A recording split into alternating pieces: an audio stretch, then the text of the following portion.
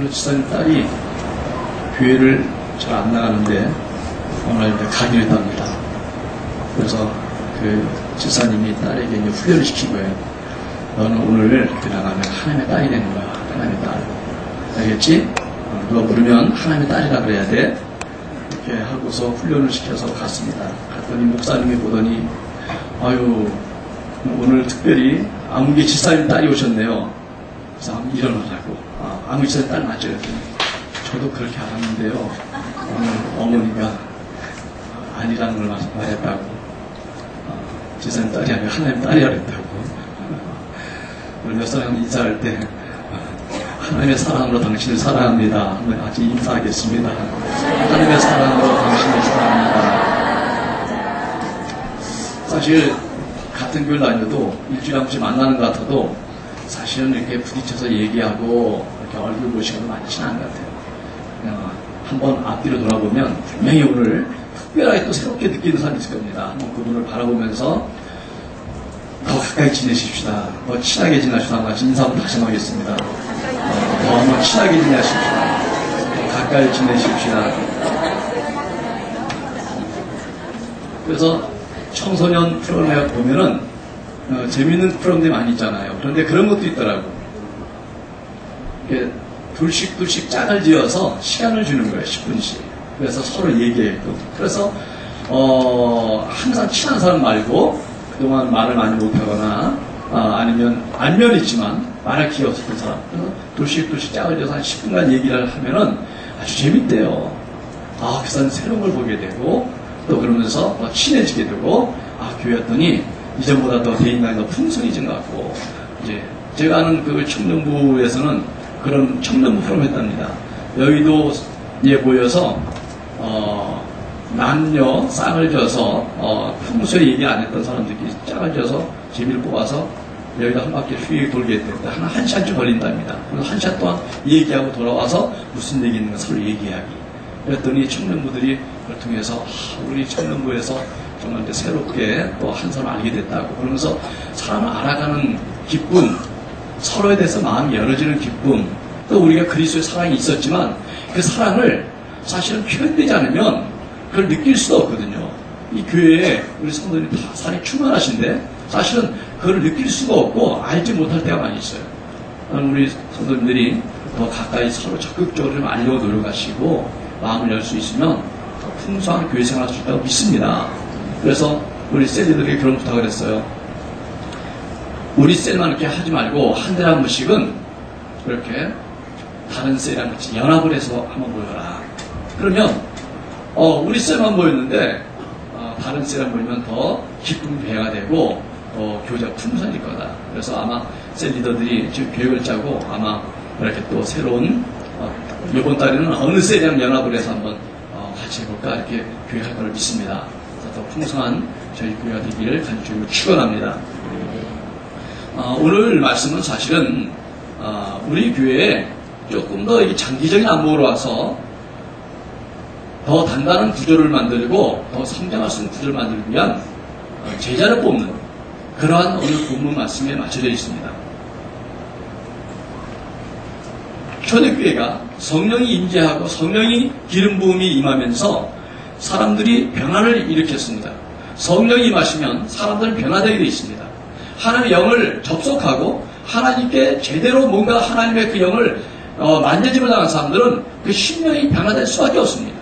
이 세상 어떤 강팍한 사람도 하나님의 영을 만나면 변화될 수밖에 없는 것입니다. 옛날 얘기했지만은 지존파인가 하는 그런 파가 있었습니다. 한 20년 넘은 얘기 같아요. 근데 그 사람들은 사람들을 죽이고 사람들을 막 화장을 시켜하는 그런 살인을 당당히 저지르고도 자기들을 당당하게 주하는 사람들이었습니다. 그들이 사형성을 받았습니다. 이미 다 사형당 다 죽었습니다. 사실. 그런데 놀라운 것은 뭐냐면 그러한 악한 사람이지만 감옥에 있는 동안에 그 목사님이 계속 전도해서 그 사람들이 다 예수 믿었다는 겁니다. 그래서 예수 믿고 그들이 신앙 고백을 다 하고 자기들 회개하고 그 같이 있는 그 죄수들에게 복음을 전하고 평강이 이스라엘에 사라진 그 순간까지도 하나님께 찬양하고 영광을 돌리며 죽었다는 것입니다. 어떻게 그런 사람을 변화시킬 수 있을까요? 이건 안 되는 겁니다, 여러분. 부러진다 인간을 고치는 게 쉽지 비틀어진 사람의 마음을 고치는 것은 어려운 것입니다. 차에 없는 차를 만드는 것이 쉽지 사람의 잘못된 마음을 바로잡는 것은 그건 엄청난 기적인 것입니다.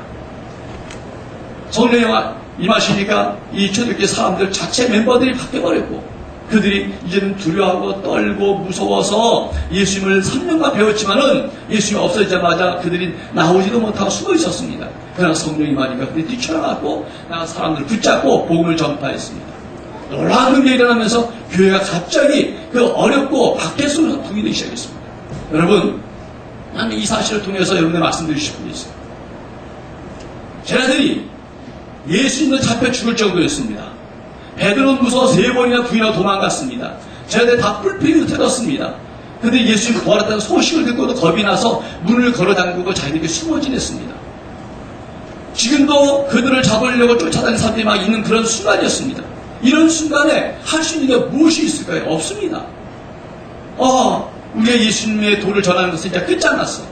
우리 한계에 부딪혔어. 더 이상 우리에게는 기회가 없을 것이고 이 흉흉한 분위기를 역전시킬 수 있는 방법이 없다고 그들은 생각했습니다. 그러나 성령이 역사했는데 어떻게든지 모르지만 그들의 마음이 크게 달아지기 시작했고 뜨거운 역사가 나서 그들이 뛰쳐나가기 시작했는데 그 두려움을 이겨버렸습니다. 그리고 그들이 복음을 전하는데 박해를 받기는커녕 교회가 더 부흥되기 시작했습니다. 그 어려운 상황이 어떻게든 영문인지 모르지만 완전히 역전되었고 그 예루살렘에 수많은 교인들이 넘쳐나기 시작했습니다. 자, 성도 여러분, 그 과정이 어떻게 되는지 우리는 정확히 알 수 없습니다. 비결이 뭔지 노하우가 뭔지 알 수 없습니다. 그러나 분명한 것은 성령이 임하는 게 바뀌었다는 것입니다. 우리의 삶 속에 내 인간의 계획과 내 인간의 한계를 볼 때는 도저히 바뀔 수 없는 것입니다. 나는 이대로 살아야 되는 것이고 나는 제한된 것이고 내 기회는 모든 걸 박탈됐고 난 여기서부터 이제 그대로 가야 될 거라고 생각하고 있는 사람들도 여러분 정말 하나님을 사랑하신다면 다시 한번 주님께 오셔서 기도하시고 정말 부르짖으십시오. 여러분 마음에 성령이 임하신다면 하나님 여러분이 임하신다면 여러분 삶은 바뀔 줄 믿습니다. 내가 생각하다 한계를 넘어갈 수 있고 내가 불가능하다는 것이 어떤 명분인지 모르지만 그건 가능하게 될 것입니다. 내 가정이 지옥 같다면 여러분 그러나 하나님을 만나십시오. 가정이 천국을 변할 줄 믿습니다. 나는 이 가정의 가장 피해자고 난 내 가정에서 가장 약한 자고 어떤 면에서 내 입지도 제일 부족하다고 생각하지만 성령을 만나면 그분이 그 가정을 완전히 변화시킬 수 있고 그 가정을 구원하고 그 가정을 천국 만들 수 있는 주인공이 될 수 있다고 믿습니다. 이런 일이 이 초대교회에 일어난 것입니다. 그런 수많은 일들을 통하여 교회가 부흥이 되고 사람이 많아졌습니다. 얼마나 좋습니까? 여러분 저희 교회도 우리가 믿는 거 하나는 하나님이 임하시면 저희 교회가 정말 하나님의 성령 충만하여 행복하고 또 우리 삶에 기적이 일어나고 간증이 일어나는 그런 교회가 될 거라 믿습니다. 여러분 큰 교회가 중요한 게 아니에요. 더 많은 성도가 중요한 게 아니에요. 그 성도들이 정말 하나님의 영이 충만하여 하나님을 만나고 있느냐 그들 입에서 날마다 주님을 찬양하고 간증하고 하나님의 살아계심을 말하지 못해도 안다니 하고 있느냐 중요한 것이지 숫자는 무슨 소리냐고요. 많은 교회에 들어도 나는 나인 것입니다. 작은 교회에 들어도 나는 나인 것입니다. 나는 난 것이지 큰 교회가 나랑 무슨 상관이냐고요. 하루 옆대로 옮기면 큰 교회 된 거고 옆대로 옮기면 작은 교회 되는 이런 세상에 큰 교회 작은 게 무슨 소용이냐고요. 결국 내가 성령 충만하고 하나님 만나고 있는 내가 중요하다고 믿습니다. 하나님 만난 사람들은 개척교회 들어가도 그 교회를 살리는 일꾼이 되는 것이고 성령 충만하면 큰 교회도 큰 일꾼이 될 줄 믿습니다. 그게 중요한 것이지 내가 어디에 소속되냐가 뭐가 중요하냐고. 여러분 저희 교회가 이 교회가 정말 사랑스럽고 우리 교회를 다니겠다고 생각하는 사람들 마음속에 하나님의 영이 있기 때문에 하나님 만났기 때문에 하나님 여기서 내가 살아 역사하는 그분을 만났기 때문에 내가 이 교회 교인이고 정말 하나님 가운데 충만하다는 것을 고백해서 교회로 만들길 좀 축원합니다. 이게 굉장히 소중한 것입니다. 이 땅에 많은 사람들이 예수 믿다가 낙심했고 예수 믿다가 멀어져 갔습니다. 그 이유가 뭘까요? 많은 이유가 있겠지만은 단 한 가지 하나님 못 만나서 그렇습니다. 못 만나서 그렇습니다. 제 동기 목사님이 개천 왔을 때 얘기해요. 저 시골하고 또 교회를 갔는데 갔더니 거기에 교인이 딱 한 명 있다. 좀 교인이 많았는데 시험도 어려면 다 빠져나가 한 명 남았어요. 근데 그 사람이 교회를 정말 사랑하는 사람이에요. 그 교회를 지키는 거예요. 그와 더불어 교회 분이 일어난 겁니다. 그걸 통해서 삶이 많고 저기 중요한 게 한 삶이라도 성령의 불이 탄 삶이 있으면 되는 거구나. 여러분 우리 가정도 마찬가지예요. 나 혼자 예수 믿어요. 힘들어요. 따라합시다. 내가 바로 가정을 바꿀 사람입니다. 그 안 되는 가정에서 나를 부르신 이유는 나를 통한 그냥 바꾸시라 한 것입니다. 아내를 먼저 불렀습니까? 그분이 남편을 바꿀 겁니다. 자식을 변화시키고 축복의 가문을 만들 줄 믿습니다. 그런데 누가 하나라도 정신을 차려야죠. 누가 하나라도 빛을 봐야 되죠. 어느 때 우리나라에 어려울 때 가정들의 가장 그 핵심상이 뭐였습니까? 내 자식들 하나라도 제대로 가르쳐서 제대로 성공시키면 우리 가정 산다는 거였습니다. 우리 집안 산다는 거였습니다. 하나라도 제대로 가르치자. 제대로 된 성도 하나면 가정이 삽니다. 아멘? 누가 하나 불이 붙어야 다른 사람에게 불이 옮겨 붙는 것이죠. 이러한 초대교회 역사 중에서 많은 교인들이 불어났습니다. 그러나 오늘 본문을 쭉 보면은 이러한 교회에 이제 또 해결할 문제도 생긴다는 것을 보여주고 있습니다. 그래서 교회가 뭔가 조금 다르게 또 보완해야 될 것에 대해서 말씀하고 있다고 생각하는데, 그때 제자가 더 많아졌는데 헬라파 유대인들이 자기의 과부들이 매일의 구제에 빠짐으로 시브리파 사람을 원망하니, 이 교회의 그 구성원이, 초대교회 구성원이 두 부류였습니다. 하나는 시브리파에 있고 하나는 헬라파입니다. 시브리파는 그냥 그 땅에 계속 살던 사람들입니다. 그냥 본토에 있던 사람들입니다. 헬라파들은 핍박과 어려움 때문에 해외로 도망가서 살던 사람들입니다. 그런데 그들이 다시 본교에 돌아왔습니다. 돌아다 보니까 이들은 우리나라도 그렇지 않습니까? 애들을 어릴 적에 그 미국이나 다른 나라 데려가 살다가 나중에 돌아오면 애들이 한국말을 좀 잘 못하고 영어를 더 쉽게 하는 경우가 있어요. 애들은 어려서는 그 한국어랑 영어를 같이 노력하지 않으면 두 가지를 가장 싫어한답니다. 하나로 하고 싶어하는 경향이 있대요. 그래서 집에서는 절대로 한국말을 가르쳐야지, 안 그러면 두 개를 못합니다. 두 개를 같이 가르쳐야 어릴 적에 뇌가, 그 언어를 담당하는 뇌가 두 개 언어를 하나 언어로 그냥 잡아서게 됩니다. 근데 커서 영어를 배우려면 영어를 담당하는 뇌가 다시 발전이 돼야 됩니다. 개발이 돼야 됩니다. 어렵습니다.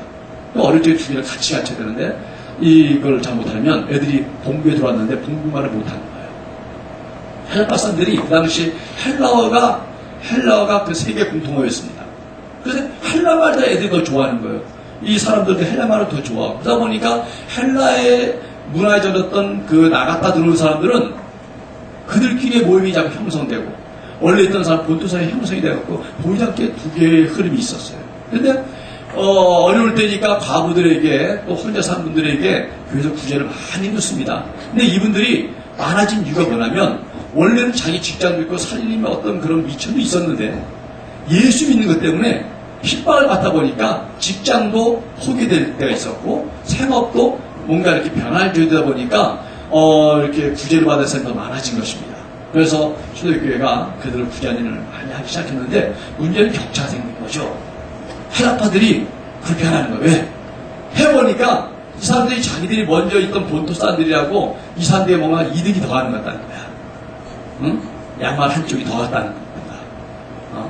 저쪽은 좀 메이커를 줬는데 우리는 길값을 줬다든가. 뭔가 밸런스가 안 맞다는 거지.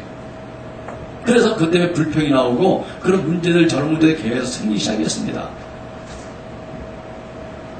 여러분, 교인이 많아지면, 사람이 많아지면 발생될 문제들이 있습니다. 첫째로 한 사람 한 사람의 개인적인 중요성이 상실되는 문제가 있습니다. 그래서 많은 삶 속에 고독을 느끼고 한 인격으로서 제대로 취급을 받지 못하는 그런 위험이 있습니다. 그럼 많다 보니까 이 집단이 더 우선되지 한 사람 한 사람을 이렇게 챙기지 못할 때가 있어요. 그리고 교회의 어떤 행사 흐름도 어떤 그 한 사람 인격보다는 어떤 사역, 프로그램을 더 중요시 여길 때가 있어요. 그래서 한 사람 한 사람들이 소중하지 않게 되는 그런 문제가 생길 수 있는 것입니다. 저희 교회도 점심에 식사하지 않습니까? 제가 그런 생각이 들더라고요. 난 옛날에 몇 년 전에 그 말을 들었는데 그때는 와닿지 않더라. 그 교회에서 무슨 말을 하냐면 요즘 식단이 얼마나 까다로워졌어요. 그래서 채심만 먹는 사람도 있고, 또 아파서 또 미움이나 죽을 먹어야 될 사람도 있고, 또 어떤 사람은 뭐 알레르기가 있어서 뭘 못 먹는 사람도 있고, 다양하다는 거예요. 그래서 그 교회에서는 고기나 이런 거 먹는 사람들 채식 식단을 또 따로 한대요. 그래서 참 교회가 너무 그렇게 한다고 내가 좀 그때 그랬어요. 근데 사실 그런 것이 요즘 원하는 때인 것 같아요. 저도 건강 때문에 고기 같은 거 먹지 말고 고기나 안 먹다 보니 우리 집사님들이 저한테 꼭 그 생선 한 마리를 꼬갖고 올려주고 채식을 올려주는데 이게 참 감사하기도 하고 어떤 때는 좀 미안하기도 하고 막 그런 마음이 들어요. 그러나 목사 한 사람에게 이렇게 하는 것보다는 이제 앞으로 지금 당장 그래도 부산스러운 목사님 또 오는데 저는 얘기해서 부담을 줄까 것이 아니라 우리가 먼저 미래에 대해서 생각해야 되니까 식단도 정말 우리가 나중에 된다면 그런 분들을 위해서 아이들도 어떤 애들은 막 잔뜩 차려는데 보니까 밥하고 뭐 자기 한두 가지 살짝 이만큼 갖고 오더라고. 너 왜 이거밖에 안 갖고 왔더니 자기한테 맞는 게 없다는 거지. 애들도 얼마나 까다로워요. 그러니까 교회 왔을 때 한 끼지만 정말 조금이라도 배려하고 조금 더 다양하게 이런 것들이 앞으로 소중한 시대가 되고 있지 않는가. 옛날에는 없어 못 먹었지 무슨 그런 소리 하냐고 그랬는데 이제는 한 사람 다 까다로워요. 그래서 우리 남자분들도 보니까 얼마큼 가져와. 맞는 게 없는 것 같아요. 당분간 그걸 하자는 얘기는 아니고 오늘 또 갑자기 이것 때문에 식사도 한번 또 고민하지 마시고 지금 당장은 아쉬운 대로 그냥 스스로 반찬 싸우든가 밑반찬 가져가고 정말 이렇게 개인이 소중하다는 것이죠. 우리 아이 한 명이면 소중한 것처럼 교대에서 너무 한 명 한 명 어떻게 하겠냐 말하지만 그러나 그렇게 하자면 교회가 크다는 게 무슨 소리냐 이거죠. 여러분 그리고 두 번째로 교인이 많아지면 이제 아마추어가 아니라 전문가들이 필요한 그런 일들이 벌어집니다. 저희 교회도 사실 그래요. 저희 교회도 이 찬양팀이 너무 전문가잖아요. 좋다는 말이었지만은 이제 문제 있다는 얘기를 말하는 거지. 아니 저희 교회 보면 이 반주하신 분들이 꽤 있어요. 개척기 하면 다 반주할 만한 그런 능력인데 여기 다 전문가들이 많이 있으니까 반주할 때에서 반주 포기하고 다른 봉사만 해요. 반주를 꼭 해야 되는 건 아니에요. 그렇지만은 전문가를 위주로 하다 보니까 전문가 아닌 사람들이 소리다가 하고 아마추어로 또 뭔가 이렇게 순자 봉사하고 싶은데 안 되는 경우도 있어요. 그래서 앞으로 우리 여기 심어들도 드럼은 전문가 아니면 못 치잖아. 저기서 이상한 사람이 치면은 다 망가지니까 그럴 수는 없지만은 그래도 이 앞에 가서 찬양하면 얼마나 아름다워요. 그리고 음치라도 괜찮아요. 왜냐면 마이크 안 들고 와 찬양하면 돼요. 왜냐면 하는 찬양인데 내가 꼭 마이크를 들린다는 그 자체가 그게 그런 생각자의 문제입니다. 여러분. 제가 경배찬을 10년 전에 배웠습니다. 그 마인드는 하나님을 경외하는 데는 것이지 내가 마이크를 들고 안 들고 내가 드럼을 치고 안 치고 이게 중요한 게 아니에요. 그게 아닙니다. 여러분. 내가 이 화음을 망치면 안 되는 거지만 그러나 여러분 마이크 안 들고 열심히 내가 찬양하면요 마이크 안 들었으면 어차피 사람들이 영향 안 끼쳐요. 예전에 어떤 청년 하나 있어요. 그 친구는 평소에 잘 노래 부르다가 흥분만 되면 트로트로 바뀌어버려요. 목소리가. 그러니까 다 틀어버려요. 그러니까 저는 마이크 좀 줄여라. 줄여면 자기가 또 안 들리면 또 자기가 또 울리네. 결국 잘랐어요. 마이크를 안 울리고 부르면 계속 살려들렸더니 지혜 소리 안 된다고 울리고 트로트로 불러버리는 거예요. 예, 그런 문제도 있지만은 그러나 우리가 정말 찬양하려고 그럴 때 그렇게 마이크가 없어 하겠다는 마인드도 필요하고 또 그런 것을 받아들이는 게 중요해요. 오늘 이 교회 와서 봤을 때 봤어요. 그랬더니 큰 데서 막 한 2,000명 이렇게 예배인데 보니까 앞에 그냥 신원이 쫙 나있고 막 그 찬양산 콰에 들어가는데 보니까 절반은 마이크 없이 그냥 부르더라고요. 그냥 너무 아름다워요. 근데 내가 그때 깨졌어요. 왜냐하면 그 당시는 두란노 온누리 그 경배 찬양이 초기였습니다. 그래서 젊은 애들만 많이 갔어요. 근데 내가 갔더니 30대 중반인데도 그 당시에 내가 나이가 올드한 것처럼 보인 거야. 아유, 이거 애들 오는데 내가 왔구나. 그래서 일어나는 것도 일어나라는데 아주 귀찮겠더라고. 애들이 있으니까 일어나지. 나 같은 사람도 일어나야 되나. 또 손을 올리라면 또 좀 있으면 얼마나 손이 힘든지 몰라. 그래서 손을 살짝 내리면 그때 인도하는 분이 어떻게 그 영역이 센지 주님 앞에 손을 들고 찬양할지어다 그럼 내가 드리면 손 올리라고 그러더라고. 힘들더라고 처음엔. 근데 그때 한번 잡았더니요 감동받은 거는 앞에 쫙 서는 사람들 중에 남자 몇 분 있는데 40대 분들이 손을 들고 하나님 찬양하더라고. 나보다 나이 많으신 분이 저렇게 하는 거구나. 그때 그분들과 내가 마음이 맞아졌어요. 그래서 이래서 찬양하고 결단하니까 별로 힘들지 않더라고요. 저희 교회도 일어나라 그럴 때 관절에 문제 있는 분들, 연세 있는 분들, 그리고 마음이 열리는 분은 앉아있어 괜찮습니다. 다 일어나는 거 아닙니다. 앉든 일어나는 상관없습니다. 그러나 일어나서 찬양하면 좋습니다. 왜냐하면 행동의 언어가 있기 때문에 내 신체적으로 일었으면은 경배하는 데 마음이 더 도움이 되고 손을 들면은 하나님의 마음이 쏟아집니다. 손 들고 찬양하면서 좋은 사람 없습니다. 손 들고 찬양하면서 마음이 주위에 올라가지 않는 사람은 없는 것입니다. 저기 천호동에 오리교회 있습니다. 거기 목사님이 경배 찬양을 교회에 도입해서 그 교회 참 굉장히 신선한 충격을 줬습니다. 근데 그때 그분이 한 얘기 그거예요. 처음에 경배 찬양 도입하면서 성도들 일어서라 찬양하자 했더니 불평이 그렇게 많더라는 거예요. 그래서 그 목사님이 그랬대요. 우리 교회에서 손 들고 찬양하는데 그대로 시킨 대로 해서 6개월만 열심히 따라해서 은혜를 받지 못한다면 저희 교회 나가도 제가 말리지 않겠습니다. 6개월만 순종하셔 하십시오 했더니 그분들이 한 달 만에 그냥 목사님 너무 그랬어요. 요즘에 찬양이 너무 좋다는 거예요. 여러분 이런 것처럼 우리 교회가 더 전문가들이 나타나고 그분들이 봉사하면 좋은 겁니다. 그러나 그것만을 자꾸 삼아 그것만 그 사람들 내세울 필요가 아니라 우리 모두가 정말 마이크가 없어도 쓰려고 하고 또 선가대에 쓰려고 하고 또 여러분들이 거기서도 일어서 찬양하고 손들 같이 함께 경배하는 마음으로 간다면 전문가 위주가 아니라 여러분 함께 할 때 하는 은혜가 넘칠 줄 믿습니다. 그게 소중한 겁니다. 특별한 은사 얻는 분들은 내가 중요하지 않은 사람처럼 느낄 수 있습니다. 교회 와서. 저희는 열심히 한 사람이 하는 거지, 잘한 사람이 하는 거지, 나는 할 게 없다고. 아니요. 여러분, 누가 하자 그러면 꼭 끼워주십시오. 전문가 혼자 하면 더 좋은데, 그 사람이 함께 하면 더 불편할 때가 있어요. 그래도 함께 하십시오. 그게 교회입니다. 그게 교회입니다. 저 사람이 자꾸 어지러나, 저 사람이 저 제대로 못해서 다시 한번 손을 봐야 돼. 그럴지라도 함께 하십시다, 우리 교회. 아멘? 그렇지 않으면 봉사를 못 배우는 것입니다. 우리 남자들 보세요. 교회 집에서 예전에 가정일 같은 거는 남자들이 한 게 아니라고 안 했더니 아예 못하게 돼버립니다. 해야 돼버립니다. 그러나 해보면 다 잘합니다. 저희 교회 남자들은 다 살림을 잘하는 줄 믿습니다. 한번 옆에 남자들 물어보시기 바랍니다. 살림 잘하십니까? 물어보세요. 확인 한번 해보세요. 우리 전율사님도 그 문수사님한테 살림 잘하시면 물어보세요. 잘합니다. 저희 교회 남자들.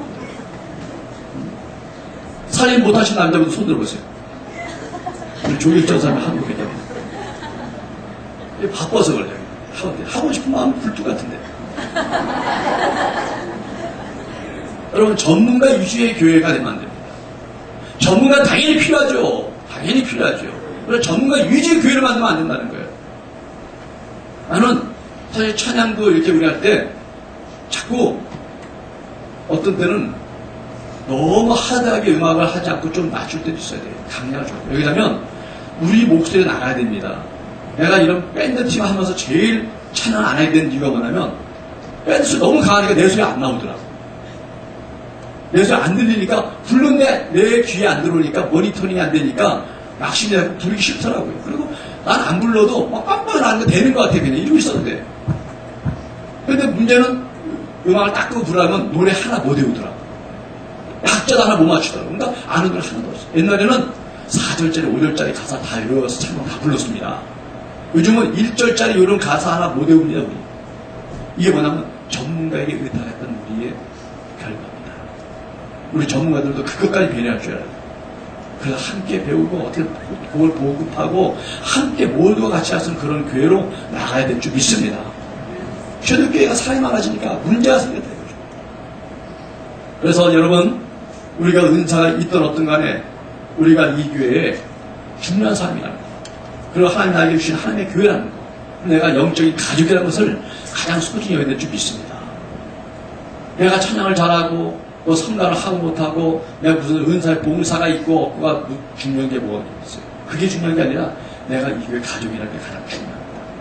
우리 애가 첼로를 잘하면 훌륭한 자식이고 얘는 공부를 못하면 나쁜 자식입니까? 아니, 다 소중한 자식인 것처럼 우리는 하나님의 가족을 믿습니다. 그런 교회를 우리가 만들어요. 여러분, 그리고 교회가 성장하다 보면은 여러 가지 할 일이 많아지는데 하다 보면은 잘못하면은 애초에 어떤 교회 목적, 교회 본질, 교회가 반대해야 될 중요한 비전들을 잃어버리고 약화될 때가 있어요. 당면한 운동하다 보니까. 저희 교회는 앞으로 행사를 하더라도 이게 복음에 도움이 되는지, 우리 성도에게 도움이 되는지, 하나님이 영감할 수 있는 것을 꼭 확인해야 됩니다. 예전에 우리 교회 그렇다는 게 아니라 예전에 그 시골에서 이렇게 아니면 촌에서 중소도시에서 이렇게 교회들을 이렇게 이제 대처할 때 가보면은 여전도회 남녀 활동을 참 많이 했어요.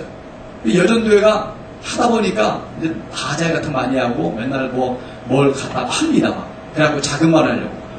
하는 건 좋은데 하다 보니까 이제 싸워. 왜 돈을 안 갚냐? 아무 일선 가장을 왜 늦게 주냐? 누구는 더 많이 줬냐? 그래갖고 지금 우리 기독교 서점에니까 어떤 그분 성함이 그분이 아주 교회를 굉장히 크게 성장시켰는데 처음에 시골교회 갔더니 여전도의 사업이 계속 뭘 하더래요. 그래서 뭐 하나 그랬더니 그도 목사님 생신 때 잔치 한번 벌리려고 1년 내내 사업한대. 그래서 목사님이 나 이 생일 안 해도 좋으니까 이거 하지 말자고. 그래서 없애버렸다는 거야. 여전도 벌써 좀 기도하고 전도해야지. 1년 내내 하는 사업이 목사님 생신 때 한번 개 잡아갖고 이렇게 잔치 벌리고 그거 하려고 거기에 목숨 걸고 한다는 거예요. 그게 아니다 말이야. 아니다. 그렇게 체육에서나 교회를 바꾼 얘기가 나오더라고요. 여러분, 저희 교회 중요한 게 뭡니까? 정말 영혼을 구원하는 문제들이 좀 있습니다. 그리고 우리 성도들이 신앙으로 영적 하나 되는 공동체를 이뤄야 됩니다. 이 교회 오면은 내가 소속감이 느껴야 되고 내가 환영받고 내가 소중한 존재라는 게 느껴져야지. 이 교회 왔더니 아무도.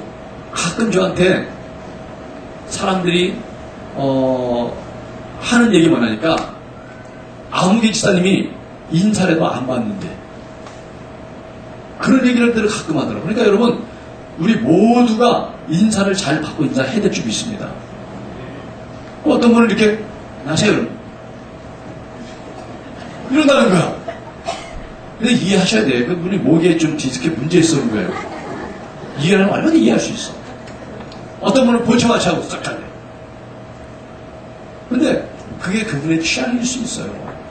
그분이 인사받는 게 쑥스러울 수도 있고 좀 이렇게 내성적이기 때문에 그럴 수 있는 거예요.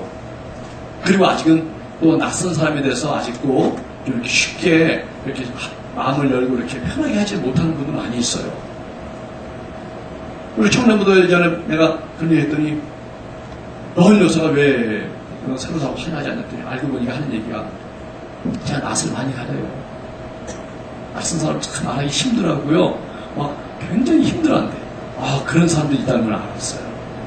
여러분, 그러니까 정말 나는 내 취향 때문에, 내 기질 때문에 그를 좀 이렇게 소극적했지만 그 사람 때문에 서로 시험 들고 있더라고. 여러분, 우리 서로가 공동체의 소속감을 느껴서 교회가 정말 내가 소중한 사람으로 인정받는 그런 교회 만들기 위해서 우리가 더 마음을 열고 잘 개발하고 스스로 또 서로 이해하려고 하는 그런 교회가 되는 줄 믿습니다. 교회가 그래서 영혼을 많이 구원하고 소속감을 느껴서 이 교회에서 정말 그 영적 성장할 수 있는 토양을 만들어야지. 그런 교회가 올바른 교회고, 그리고 나가서 우리가 성령의 공동체가 되어서 하나님의 능력을 받아서 복음을 증거할 수 있는 데까지 나가야 될 줄 믿습니다. 이것이 저희 교회가 된다고 믿습니다. 그래서 이러한 문제가 생긴 초대교회가 이걸 어떻게 극복했느냐. 7 집사를 뽑는 얘기가 나옵니다. 사실은 성경을 잘 보면 집사라는 얘기는 없습니다. 왜 7 집사인데 3절에 보니까 이 사도들이 하는 얘기예요. 형제들아, 너희 가운데서 성령과 지혜가 충만하여, 첫째 조건이 성령과 지혜가 충만하고, 둘째 칭찬받는 사람 7을 택하라. 우리가 이 일을 그들에게 맡기고 했습니다. 그래서 7명의 그 어떤 중간 지도자를 택한 거예요. 그래서 그분들이 교회 그 하는 문제들을 해결하고 또 분야를 감당해서 하게끔 그를 택하는 일이 나옵니다. 그래서 그들에게 그런 일을 맡겨서 어떤 구제하고 봉사하고 행정하는 일들을 잘 하게 맡겼습니다. 그래서 그 결과로 하나님의 말씀이 왕성해지고 제자의 수가 더 심히 많아졌다. 그리고 핍박을 하던 제사장들마저도 전도가 되어서 교회에 들어오는 그런 귀한 역사들이 일어나기 시작했습니다. 여러분, 저희 교회도 이제 더 하나님이 기뻐하시는 교회를 만들기 위해서 중요한 일꾼들, 이런 기둥 같은 7 집사님 같은 분들, 이분들이 집사기도 하고 사실은 장로기도 합니다. 나중에 저 사도행전 한 21장 좀 넘어와야 그때 집사라는 얘기 그때 나옵니다. 그때는 그냥 중간 지도자 7이었습니다. 그래서 이분들을 뽑았어요. 그래서 이분들에 대한 어떤 자질에 대한 것은 오후 예배 때 말씀드리려고요. 그래서 이거에 관심 있는 오후에 꼭 참조하시고 빠지신 분들은 관심이 없구나 해서 제가 체크해서 일꾼을 다 빼도록 이렇게 해보겠습니다. 오늘 의사표현을 분명히 하시기 바랍니다. 그래서 이런 분들 7분을 뽑아서 교회의 일들을 해결했어요. 여러분, 이 일들을 통해서 우리 교회도 어떤 일을 할 것인가를 말씀드립니다. 이 교회 와서 여기서 우리가 하나가 되어서 새롭게 비전을 일으키게 되는데, 이 교회에서 우리가 공통된 어떤 비전, 추구될 목표가 무엇일까? 당연히 첫째는 영혼 구원인 줄 믿습니다. 그래서 예수를 알지 못하는 분들에게 복음을 전하는 것입니다. 그리고 둘째로 예수를 알지 못하는 가족들에게 복음을 전하겠습니다. 여러분, 영혼 구원에는 개인의 구원이 있지만 가족의 구원의 소장을 꼭 기억하시기 바랍니다. 왜냐하면 성경은 항상 복수를 말하고 있고, 에덴 동산에서도 아담과 하와를 만들어 가정을 만드셨습니다. 또 이 신약에 와서는 초대 교회를 만들어서 또 공동체를 만들었습니다. 그렇기 때문에 성경은 항상 개인으로만 모든 걸 보지 않습니다. 단체로 보는 경향이 있습니다. 그러므로 가족 구원까지가 우리 영혼 구원인 것을 꼭 기억하시기 바랍니다. 아멘. 올해 여러분의 가족들이 구원받는 역사에 있을 줄 믿습니다. 그리고 예수 믿다가 낙심하는 사람이 여기 너무나 많습니다.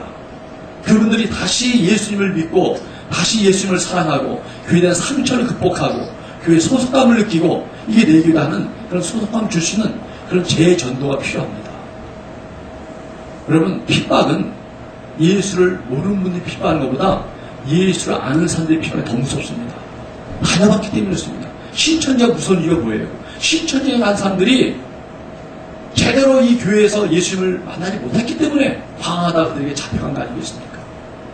여러분, 신천지 사람들이 여기 오늘 왔다면은 누굴 전도하려고 할까요? 목사를 전도하려고 할까요? 이든 좋은 지사를 전도하려고 할까요? 아니요. 가갖고 사단이 두루 살피사 비리비리하고 예배 시간에 졸고 뭔가 성경 말씀 읽고 설교할 때 관심 없어 보이고 평소에 식사할 때 교회 자꾸 욕 많이 하고 교회 문제 많다는 얘기 많이 하는 사람. 오, 걸렸구나. 나는 이해가 안 돼. 신천지는 14만 4천 명을 만들면 그들이 하나 가장 고귀한 자 된다는데 왜 그 사람들 교회에서 좋은 사람들이 거기 들어갈까? 왜 교회에서 졸고 낙심하고 물론 그 중에 열심히 믿으려고 하는데 깨닫지 못해서 너무 안타까워하다가 신천지에 간 사람도 있어요.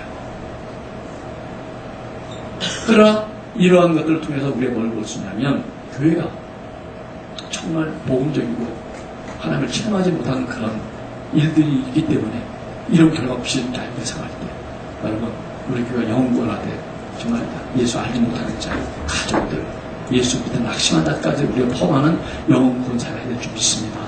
아멘. 그래서 두 번째로 치유 사역입니다. 제가 했던 사역의 은사가 치유 사역이기 때문에 목사 받은 그 비전 위에 세우는 것이 맞습니다. 목사가 치유 은사가 없는데 치유 사역할 수 없습니다. 근데 치유 사역을 잘하는데 딴 거 할 수 없지 않습니까? 제가 만약에 의사 자격증 있는데 의사 안 하고 다른 무슨 부동산 한다면은 실패도 높습니다. 의사 자격증은 의사를 해야 되겠죠. 제가 치유 사역에 은사가 있기 때문에 치유 사역입니다. 왜냐하면 교회에 와서 예수 믿었다 해서 곧바로 그 사람이 모든 게 잘 되고 가정이 갑자기 회복되고 질병이 낫는 게 아닙니다. 그러니까 예수 믿은 시간부터 시작을 해서 이제 하나님의 치료가 시작되고 가정의 변화가 일어날 줄 믿습니다. 그렇기 때문에 이런 치유사를 통해서 개인적인 마음의 상처나 육신의 치유가 일어나고 또 소중한 것은 부부관계 회복이 됩니다. 따라합시다. 부부관계 회복이 됩니다. 부부관계 관리 못하면요 점점 멀어집니다. 점점 멀어집니다. 처음에 연애할 때 생각해보세요. 연애할 때 손만 만져도 전기가 쫙 흐고 손만 만져도 당신의 따뜻한 온기가 나한테 들어오는가, 손만 만져도 행복한가. 근데 요즘 어떻습니까? 손 만지면 더워. 더워. 왜 그래? 왜 그래? 아, 닿지 말어. 닿지 말어. 가까이 오지 말어. 열기까지 느껴요. 열기가. 제가 우리 연세 드신 분들 이렇게 좀 만나보니까 아니 여기서 잘못 들어보니까 가방 쓴대요. 왜냐면 편하대. 그분이 살이 안 좋은 게 아니라 편해서 서로 간섭이 너무 좋다니까. 어떤 때 아파서 할 수 없이 다른 때 너무 편해 계속 그렇게 하게 됐대. 이제는 손을 만지는 게 아니라 각방성이 좀 부항이 회복이 필요합니다. 아멘? 아멘도 안 한가 봐요. 아, 편한데 왜 그걸 또 합치게 하시려고 그래요, 목사님.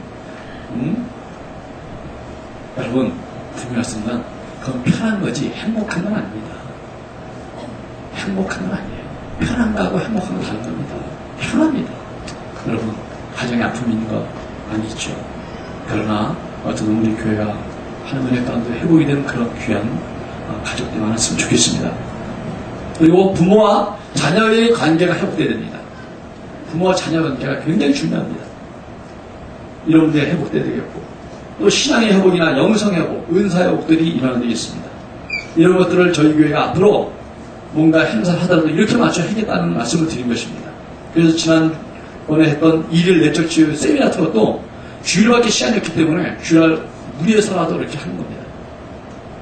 앞으로 우리 청년들 위해서도 결혼 예비학교 같은 것도 해야 되겠고 우리 남자분들 위해서 아버지 학교도 우리 교회 자체를 해야 되겠습니다.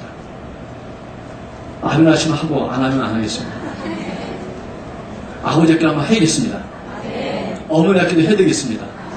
결혼 예비학교 해야 되겠습니다. 말이 안 나면 안 합니다. 그리고 세 번째로 다음 세대를 위한 사역을 우리가 계속 꿈꾸고 준비해야 되겠습니다. 그래서 다음 세대를 위한 사역은 뭡니까? 그들도 부모의 화목이 중요합니다. 그들이 정작 세상을 성공하고 독립하려면 부모의 절대적인 후원과 지지, 그들의 도움이 필요합니다. 그러나 부모의 관계가 끊어졌기 때문에 도움받지 못하고 맨 땅에 헤딩하시 나가서 어려움 나가는 젊은이도 많습니다. 부모의 관계 회복, 그리고 또래와의 원만한 관계를 하는 법을 가르쳐야 되겠습니다. 자기의 정체성을 찾고 재능을 찾는 것들을 교회의 프로그램을 만들 필요가 있습니다. 그래서 제가 도용상담 같은 거 뭐 강사책도 있지만은 MBTI 같은 거 또 그 지역 흥미검사 같은 거 이런 것들이 많이 있더라고요. 우리 학생부 청년들이 자꾸 이런 걸 도입을 해갖고 애들이 어려서부터 자기 기질과 맞는 어떤 기질 또 그리고 어떤 비전 또 자기 직업 전공들을 좀 알 수 있도록 그런 걸 교회가 해줄 필요가 있다고 믿습니다. 그리고 단기 선교를 통해서 우리 젊은이들에게 비전을 볼 수 있도록 하는 일들을 해야겠다. 네 번째로 여러분 교회 사역이 확대되겠습니다. 그래서 저희 교회 사역 중에 중요한 것은 예배 사역을 믿습니다. 예배가 은혜스러운 예배 됩니다. 그리고 교회 문화 사역 지금 여기 문화원도 하고 있지만은 사실 그거 이상의 것이 많이 필요합니다. 우리 교회 그리고 세가족 돌봄 사역이라든가 많은 것들이 필요합니다. 그리고 한 가지 제 마음에 두고 있는 거 오늘 여러분 다 하자는 게 아닙니다. 지금 다 하자는 게 아닙니다. 앞으로의 우리 비전이고 교회에게 두고 있다는 것 이게 몇 년에 걸쳐서 해야 된다는 얘기를 말하는 겁니다. 우리 교회들이 많은 필요가 있습니다. 그래서 저희가 앞으로 법률 상담해 가는 것도 가정 문제가 있고 어떤 문제 있을 때 법률 상담하는 것들도 연결을 시켜서 놔야 교회에서 무슨 문제 있으면 교회에다 말하면 연결을 딱 해서 법률 상담 할 수 있도록 돕고 가정 상담도 좀 연결해 놓고 그리고 특별히 자녀 상담에 대한 것들 전문가 좀 있으면 좋겠습니다. 그리고 저 목사야 그냥 교회에서만 살면 되지만 여러분은 다 사업을 하시고 직장하지 않습니까? 그렇기 때문에 지역 컨설팅 같은 것도 교회가 할 수 있는 곳을 만드는 필요가 있다고 느낍니다. 왜냐하면 교인들이 다른 어떻게 다 하시겠지만 그러나 교회에서 신실한 신앙인들을 통해서 뭔가 이렇게 컨설팅 같은 거 하고 재정 구조 같은 것들을 좀 하는 것들을 자꾸 이렇게 상담하고 한다면 어디 가서 이렇게 부끄러이 자유문제 내놓고 하기 어렵잖아요. 믿지 않는 사람들에게. 근데 믿는 사람들에게 인정을 받고 이해를 받으면서 자상하고 사랑으로 만약에 이렇게 컨설팅 해준다면 정말 새롭게 창업하는 삶이나 아니면 기업이 좀 어려운데 이걸 어떻게 구조 변경을 하고 어떤 재정 문제, 융자 문제 이런 것들을 하는 길을 알려줄 수 있는 그런 것들이 교회에 있어야겠다. 그리고 취업 문제들 그런 것들도 담당할 수 있는 것이 있으면 좋겠다. 어떻게 보면 너무나 많은 필요가 교회에 있습니다. 그리고 이민사회 가보십시오. 그들이 우리나라에서 그 이민사회 들어가면 당장 취업하고 거기 또 방 두고야 되고 이런 모든 학교 애들 옮기는 문제 있을 때 교회가 다 한답니다. 그것이 좋은 일인데 도리어 교회가 이민교회 보니까 신앙은 두 번째고 그것 때문에 무조건 하다 보니까 사실 신앙은 없어지고 맨날 교회에서 무슨 매매하고 중개하고 뭐 이거만 한다 그래서 그게 문제가 생긴다 그러더라고요. 여러분 신앙이 우선입니다. 그리고 나서 이런 것들을 부수적으로 교회가 교인들 편을 맞아서 교인들이 더 어떻게든지 풍족하고 하는 은혜가 살도록 해야 된다는 얘기를 말한 것입니다. 이런 교회를 우리가 만들도록 해야 되겠습니다. 여러분 우리들이 더 이상 교회 방관자 되면 안 되겠습니다. 우린 예수를 제대로 만난 사람들은 어디 가도 교회 다녀야 됩니다. 어디 가도 예수 믿어야 됩니다. 그렇다면은 지금 나에게 주어진 이 교회가 내 교회라는 걸 아시고 여기서 최선을 다하시고 여기서 아름다운 꿈을 펼치십시오. 교회 들어와서 무능하고 무기력한 것처럼 교회를 다니시면 안 됩니다. 새로운 교회를 가면 어차피 그 교회 다시 또 몇 년의 세월을 지내야 인정받고 교회에 사용할 수 있습니다. 그러므로 여기서부터 그 일꾼이 되도록 노력하시고 한번 수고하시고 성장하시길 바랍니다. 그래서 이 교회가 달라지면 좋겠습니다. 이 모든 걸 한꺼번에 조직하고 이룰 수는 없습니다. 그렇지만 하나씩 목표를 가지고 나간다면 반드시 교회가 아름다워지고 조직화되고 우리 젊은이들이 곧 있으면 장년이 되고 성년이 됩니다. 이들이 이런 교회의 어떤 그 문화 속에서 잘 적응하고 또 도움받아 자란다면 우리 교회도 훌륭한 기둥으로 또 제목으로 자랄 거 아니겠습니까? 이러한 교회를 마련하기 위해서 우리 모두가 기도하고 힘써 주님을 축원합니다. 같이 기도하겠습니다.